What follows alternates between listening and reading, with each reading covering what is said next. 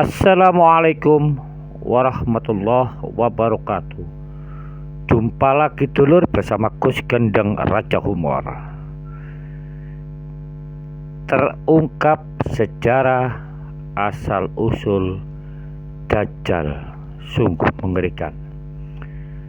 Dajjal terlahir dari keluarga penyembah patung sapi betina di zaman setelah Syam dan Nabi Nuh, di sekitar Palestina dekat daerah Sodom dan Gomora, yaitu kaum Nabi Lot. Ciri-ciri ayat Dajjal: berbadan tinggi, gemuk, dan berhidung kayak paruh burung. Dajjal adalah seorang pendusta dan penebar fitnah terbesar di dunia yang terlahir dari keturunan Yahudi atau Yahuda. Dalam berbagai riwayat, Dajjal kelak akan dibunuh Nabi Isa alaihissalam atas izin Allah di akhir zaman. Dajjal bukanlah jin atau makhluk lain, tapi manusia yang ditangguhkan oleh Allah Ta'ala ajalnya, seperti halnya Nabiullah Isa alaihissalam. Dajjal lahir di negeri Samira atau Samaria, negeri kecil di Palestina warisan Nabi Sulaiman alaihissalam. Negeri Samira berasal dari Bani Israel bernama Musa Samiri, seorang pembuat berhala patung sapi terbuat dari emas. Ia dulu pengikut Nabi Musa alaihissalam yang kemudian sesat dan merupakan tokoh kafir yang disebut dalam Al-Quran. Ayah dan ibu Dajjal keturunan Yahudi yang 31 tahun tidak dikaruniai anak. Ketika lahir, Dajjal anak yang paling menyengsarakan kedua orang tuanya.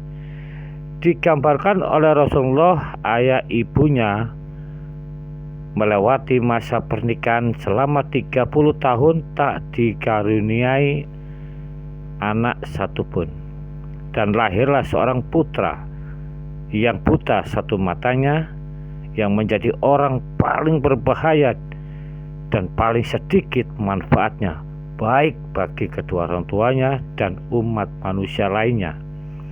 Kedua matanya tertutup tapi hatinya terjaga. Menurut Dr. Isa Daud dalam bukunya, kemunculan Dajjal di segitiga Bermuda terlahir 100 tahun sebelum kelahiran Nabi Musa alaihissalam.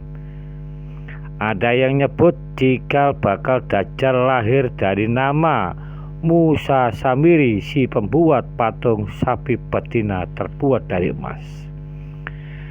Sementara dalam buku Ihdaru al-Masih ad-Dajjal disebutkan, Dajjal lahir dari hasil hubungan ketika ibunya menstruasi, lalu terjadilah kehamilan sebagai pengaruh perbuatan iblis. Dikisahkan pada malam yang sangat menakutkan diiringi hembusan angin dan hujan lebat. Pasangan suami istri, yaitu ayah dan ibu Dajjal, itu mendengar suara bisikan, suara lantang dari patung sapi betina yang mereka anggap sebagai Tuhan.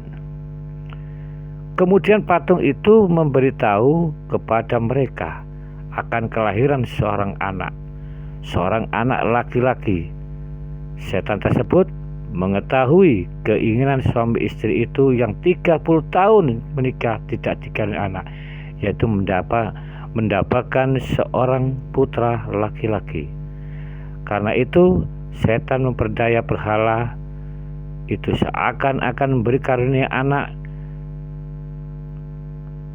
dan meminta korban-korban sesembahan. Demikianlah cara setan menipu kita, memperdaya kita selaku manusia. Hati-hatilah. Ikuti episode berikutnya, asal-usul sejarah Tuhan palsu bernama Dajjal. Assalamualaikum warahmatullahi wabarakatuh.